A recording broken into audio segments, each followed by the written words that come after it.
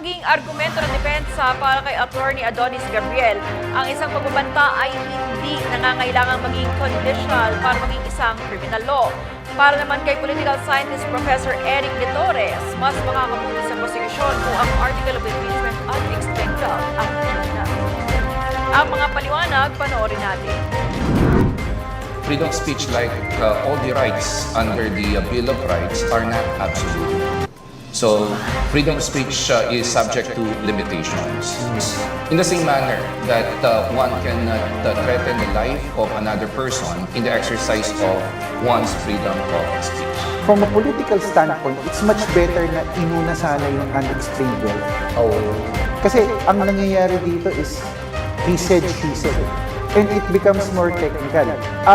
For me also, habang tumatagal to, mas nagiging favorable on the part of the defense.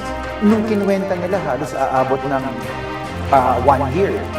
Umabot ng 1 year itong buong trial na to. Election na, filing na. So, this particular utterances of the Vice President is conditional.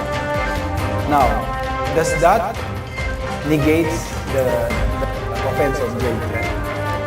So, grave threat is a crime, and the seriousness of this offense is not reduced or mitigated by the fact that it is subject to a suspensive condition. So, the statement of Agent Calilong actually is precise when he said that the threat is absolute.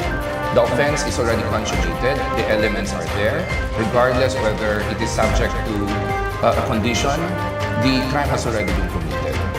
So you need to say, attorney, that even without an actual hitman, it could still be considered a crime. Yes.